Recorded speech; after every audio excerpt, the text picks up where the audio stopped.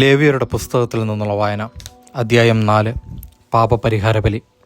കർത്താവ് മോശയോട് അരുളി ചെയ്തു, ഇസ്രായേൽ ജനത്തോട് പറയുക, ചെയ്യരുത് എന്ന് കർത്താവ് വിലക്കിയിട്ടുള്ളവയിൽ ഏതെങ്കിലും ഒന്നിനെതിരായി ആരെങ്കിലും അറിവില്ലായ്മ മൂലം പാപം ചെയ്തു എന്നിരിക്കട്ടെ.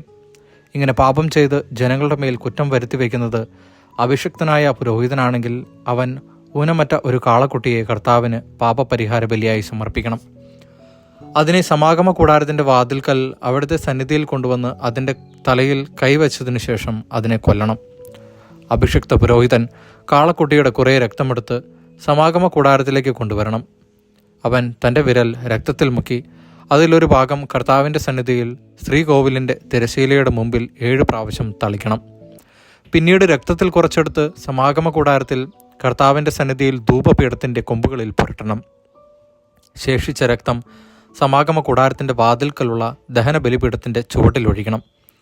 പാപപരിഹാര ബലിക്കുള്ള കാളക്കുട്ടിയുടെ ആന്തരിക അവയവങ്ങളിലും അവയെ പൊതിഞ്ഞുമുള്ള മേധസ്സും മുഴുവനും എടുക്കണം. അതിൻ്റെ ഇരുവൃക്കുകളും അവയിലും അരക്കെട്ടിലുമുള്ള മേധസ്സും കരളിന് മുകളിലുള്ള നെയ്വലയും എടുക്കണം. സമാധാന ബലിക്കുള്ള കാളയിൽ നിന്നെന്ന പോലെ പുരോഹിതൻ അവയെടുത്ത് ദഹന ബലിപീഠത്തിങ്കൽ വെച്ച് ദഹിപ്പിക്കണം. എന്നാൽ കാളക്കുട്ടിയുടെ തോലും മാംസം മുഴുവനും തലയും കാലുകളും ആന്തരിക അവയവങ്ങളും ചാണകവും കാളയെ മുഴുവനും പാളയത്തിന് വെളിയിൽ ചാരമിടുന്ന വൃത്തിയുള്ള സ്ഥലത്ത് കൊണ്ടുചെന്ന് കത്തുന്ന വിറകിന്മേൽ വെച്ച് ദഹിപ്പിക്കണം. ചാരമിടുന്ന സ്ഥലത്ത് തന്നെ അതിനെ ദഹിപ്പിക്കണം. ഇസ്രായേൽ സമൂഹം മുഴുവൻ അറിവില്ലായ്മ മൂലം പാപം ചെയ്യുകയും കർത്താവ് വിലക്കിയിരിക്കുന്നതിൽ ഏതെങ്കിലും ഒന്ന് ചെയ്ത് കുറ്റക്കാരനാവുകയും അക്കാര്യം അവരുടെ ശ്രദ്ധയിൽപ്പെടാതിരിക്കുകയും ചെയ്യുന്നു എന്നിരിക്കട്ടെ. എന്നാൽ തങ്ങളുടെ പാപത്തെക്കുറിച്ചറിയുമ്പോൾ പാപപരിഹാര ബലിക്കായി സമൂഹം മുഴുവൻ ഒരു കാളക്കുട്ടിയെ കാഴ്ചവെക്കുകയും അതിനെ സമാഗമ കൂടാരത്തിൻ്റെ വാതിൽക്കൽ കൊണ്ടുവരികയും വേണം. സമൂഹത്തിലെ ശ്രേഷ്ഠന്മാർ കർത്താവിൻ്റെ സന്നിധിയിൽ വെച്ച് കാളക്കുട്ടിയുടെ തലയിൽ കൈകൾ വയ്ക്കണം. അതിനെ അവിടുത്തെ മുമ്പിൽ വെച്ച് കൊല്ലണം. അഭിഷിക്തനായ പുരോഹിതൻ കാളക്കുട്ടിയുടെ കുറേ രക്തം സമാഗമ കൂടാരത്തിലേക്ക് കൊണ്ടുവരണം. അവൻ രക്തത്തിൽ വിരൽ മുക്കി കർത്താവിൻ്റെ സന്നിധിയിൽ തിരശ്ശീലയ്ക്ക് മുമ്പിൽ 7 പ്രാവശ്യം തളിക്കണം. കുറേ രക്തമെടുത്ത് സമാഗമ കൂടാരത്തിൽ കർത്താവിൻ്റെ സന്നിധിയിലുള്ള ബലിപീഠത്തിൻ്റെ കൊമ്പുകളിൽ പുരട്ടണം. ബാക്കി രക്തം സമാഗമ കൂടാരത്തിൻ്റെ വാതിൽക്കലുള്ള ദഹന ബലിപീഠത്തിൻ്റെ ചുവട്ടിലൊഴിക്കണം. അതിൻ്റെ മേധസ് മുഴുവനും എടുത്ത് ബലിപീഠത്തെങ്കിൽ വെച്ച് ദഹിപ്പിക്കണം. പാപപരിഹാര ബലിക്കുള്ള കാളക്കുട്ടി എന്ന പോലെ ഈ കാളക്കുട്ടിയെയും ദഹിപ്പിക്കണം. അങ്ങനെ അവർക്ക് വേണ്ടി പുരോഹിതൻ പാപപരിഹാരം ചെയ്യണം. അപ്പോൾ അവരുടെ കുറ്റം ക്ഷമിക്കപ്പെടും. അനന്തരം കാളയെ കൂടാരത്തിന് വെളിയിൽ കൊണ്ടുപോയി ആദ്യത്തെ കാളയെ ദഹിപ്പിച്ചതുപോലെ ദഹിപ്പിക്കണം. ഇത് സമൂഹത്തിന് വേണ്ടിയുള്ള പാപപരിഹാര ബലിയാണ്. ഒരു ഭരണാധികാരി തൻ്റെ ദൈവമായ കർത്താവ് വിലക്കിയിട്ടുള്ളവയിൽ ഏതെങ്കിലും ഒന്ന് അറിവില്ലായ്മ മൂലം ചെയ്തു കുറ്റക്കാരനാകുന്നു എന്നിരിക്കട്ടെ. അവൻ തൻ്റെ തെറ്റ് മനസ്സിലാക്കുമ്പോൾ ഊനമറ്റ ഒരു കോലാട്ടിൻ മുട്ടനെ കർത്താവിന് ബലിയർപ്പിക്കണം. അവൻ അതിൻ്റെ തലയിൽ കൈവയ്ക്കുകയും കർത്താവിൻ്റെ സന്നിധിയിൽ ദഹനബലിക്കായി മൃഗങ്ങളെ കൊല്ലുന്ന സ്ഥലത്ത് വെച്ച് അതിനെ കൊല്ലുകയും വേണം. ഇതൊരു പാപപരിഹാര ബലിയാണ്. പുരോഹിതൻ കുറച്ച് രക്തമെടുത്ത് അതിൽ വിരൽ മുക്കി ദഹന ബലിപീഠത്തിൻ്റെ കൊമ്പുകളിൽ പുരട്ടണം. ശേഷിച്ചത് ബലിപീഠത്തിൻ്റെ ചുവട്ടിൽ ഒഴിക്കണം. അതിൻ്റെ മേധസ് മുഴുവനും സമാധാന ബലിക്കുള്ള മൃഗത്തിൻ്റെ മേധസ് പോലെ ബലിപീഠത്തെങ്കിൽ വെച്ച് ദഹിപ്പിക്കണം.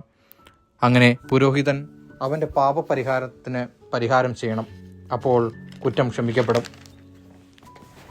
ജനങ്ങളിൽ ആരെങ്കിലും കർത്താവ് വിലക്കിയിട്ടുള്ളവയിൽ ഏതെങ്കിലും ഒന്ന് അറിവില്ലായ്മ കൊണ്ട് ചെയ്ത് കുറ്റക്കാരനാകുന്നു എന്നിരിക്കട്ടെ.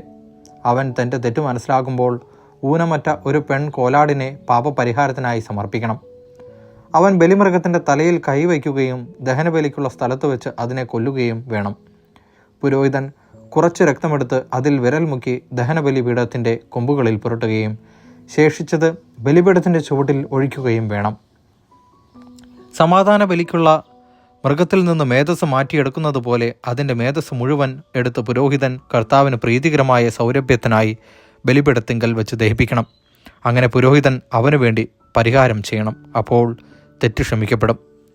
പാപപരിഹാര ബലിക്കായി ചെമ്മരിയാടിനെയാണ് കൊണ്ടുവരുന്നതെങ്കിൽ അത് ഊനമറ്റ പെണ്ണാടായിരിക്കണം. അതിൻ്റെ തലയിൽ കൈവച്ചതിനു ശേഷം ദഹനബലി മൃഗത്തെ കൊല്ലുന്ന സ്ഥലത്ത് വെച്ച് അതിനെ പാപപരിഹാര ബലിക്കായി കൊല്ലണം. പുരോഹിതൻ അതിൻ്റെ കുറച്ച് രക്തമെടുത്ത് അതിൽ വിരൽ മുക്കി ദഹനബലിപീഠത്തിൻ്റെ കൊമ്പുകളിൽ പുരട്ടണം. ശേഷിച്ചത് ബലിപീഠത്തിൻ്റെ ചുവട്ടിൽ ഒഴിക്കണം. സമാധാന ബലിക്കുള്ള ആട്ടിൻകുട്ടിയിൽ നിന്നെന്ന പോലെ അതിൻ്റെ മേധസ് മുഴുവനും എടുക്കണം.